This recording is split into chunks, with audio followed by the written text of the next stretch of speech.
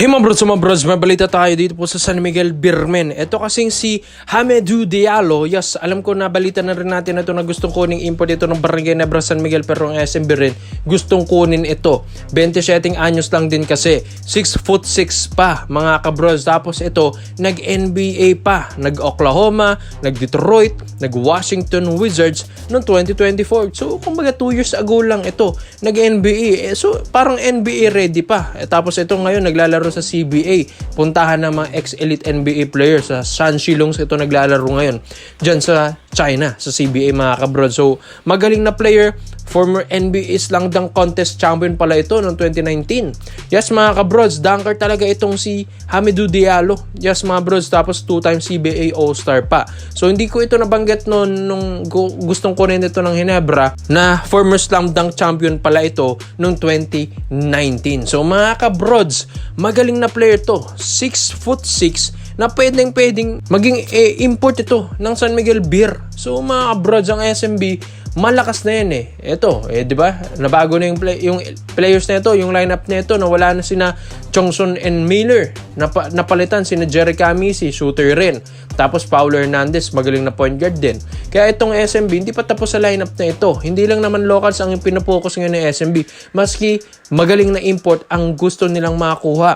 Dapat kasi gusto itong masubukan ng Ginebra ngayong Governors Cup. Pero yun nga lang, kasi ang Ginebra, syempre stick na naman yan kay Justin Brownlee as usual. So gusto kasi ng Ginebra, i-testing muna itong si Hamidou Diallo ng mga 3 to 4 games Kasi gusto nga ng Ginebra, meron na silang reservang import kay JB. Dahil 38 years old na rin yan si JB, kailangan may naigugroom na rin na batang Ginebra. Kaso nga lang, pag mabagal ang Ginebra at hindi pa nila kinuha itong si Hamidou Diallo, SMB ang kukuha nito mga kabrods. At maganda makakuha ito ng SMB dahil syempre ang SMB gustong bumawi niyan ngayong season.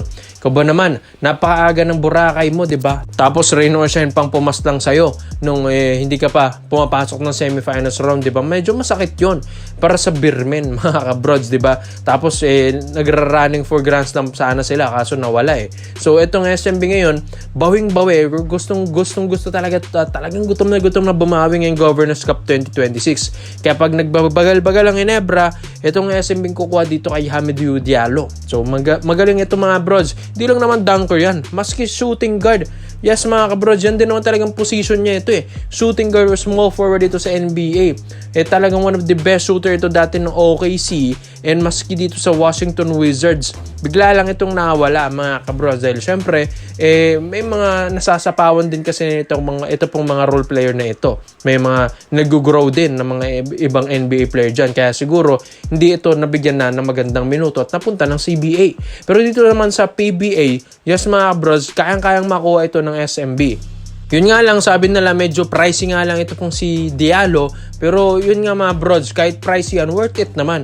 Malay mo, mabigyan pa ng ni Diallo ang SMB ng kampyonato ngayong Governors Cup. Diba mga kabrods?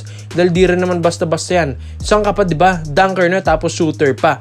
Tapos magaling pa na player, athletic, tapos mabilis, gwardiya pang laruan. Tapos 6'6" pa, diba mga kabrods? Baka mahirapan na dito si Justin Brownlee at ito pa. 27 years old lang, di ba? Napakabata mga brods, tapos nag-NBA pa. Kaya grabe, tiba-tibang SMB dito kung sakali mang makuha nila ito pong ex-elite NBA player na ito na si Hamidou Diallo. Dahil di na ako magugulat kung ito pong SMB ay tutungtong agad ng playoffs round. Dahil grabe rin naman kasi ang kanila magiging import na si Diallo. Kaya komento mo lang. Ang opinion mo dito mga brods at isa natin yan. So ito naman, dito naman po tayo sa kabilang balita naman natin mga brods. Speaking of elite ex-NBA import, ito mga kabrods, bakilala nyo, Jay Crowder.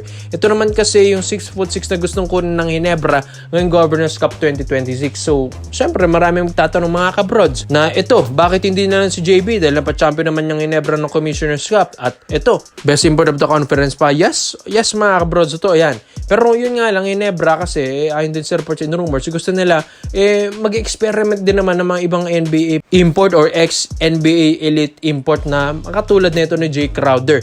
Although yes, 35 na rin naman ito, pero mga bros, grabe ang veterano ng NBA player na ito. Biruin yan, 13 years na itong naglalaro sa NBA. Yes mga bros, tapos nung medyo nagkaedad lang ito, nawala dyan sa NBA. Kumbaga, simula nung bata ito hanggang sa mag-edad ng early 30s, hindi talaga ito nawawala sa NBA. Ito pong si Jay Crowder dahil kilala rin naman talaga ito at isa rin naman din ito sa mga naging all-star rin eh. Or kumbaga rising star dito sa NBA at hindi rin naman ito bench player or role player. Kasama ito sa starting 5 din.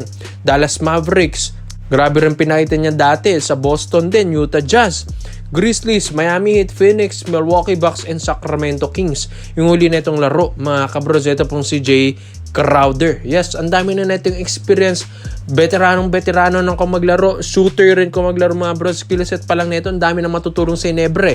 Parang Justin Brownlee rin ng laruan. Pero dagdag mo lang yung NBA experience na ito ni Jay Crowder. Ang ganun din.